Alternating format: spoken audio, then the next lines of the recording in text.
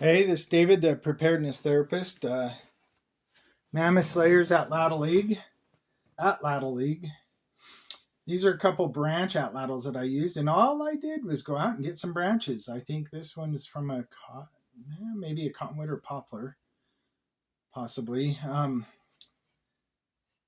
That one is the same, debarked. This one, and I think this one are probably from Utah juniper trees. And you can see it's just a regular round branch, and I took the bark off, sanded it smooth, uh, and made this indentation in there, and then came up at the end. Leave enough bulk back here that that your dowel or your branch is going to be set really firm and strong in there. I put a dab of Titebond 3 wood glue that's waterproof in there. Then you kind of have to shape the end of the dowel to fit your dart, whatever that is. On 3 of these out of the 4, I've got these finger holds so that, and there's nothing that's required with these. It's just something that I use so that I can throw them and not worry about losing hold of the atlatl. So I just slip my finger and thumb through it like that, and that's it. And this is a really simple one, jute twine, and I just tied a knot at the end. That's what I've done with all of these. This is a heavier atlatl. I kind of personally like the little bit lighter weight atlatls, but everybody has their own preference as to weight, the width, the length, the size of it. I kind of like ones around 27 inches long, 29 inches long, which is a little bit higher.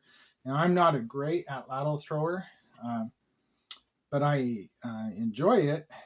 But I'm not in competition for some of the top throwers in Utah or in the nation or the world. World Atlatl Association is a great organization to be in for that. And I'd encourage you to look around if there's an association close to you and some competitions, go there. Now on this branch, I didn't use a dowel, I just used another branch that was coming out, and I just made that from another branch. And so that's called a spur. And it's really simple. I mean, somebody could take a knife, and that's what I did, and just make this. You can sand this with sandpaper or just use rock. And that right there is an atlatl from a branch provided by God for us right here. Hardly any work to be done on it. There's more work on these. These have been stained and protected from the weather, of course. So these are branch atlatls, easy to make, fun to make. I'd say get out and make some of these as well as some of these board atlatls. You can have fun doing both of them. These, of course, are going to be cheaper. And I've probably made, I bet in my life, 200 or 300 atlatls, maybe 300 or 400. And there's always new designs, new ways to make them. Okay, I hope that's helpful to you. And maybe when you look at this video along with other videos out there on the atlatl, you're going to figure out how to do it yourself and have fun. Thanks.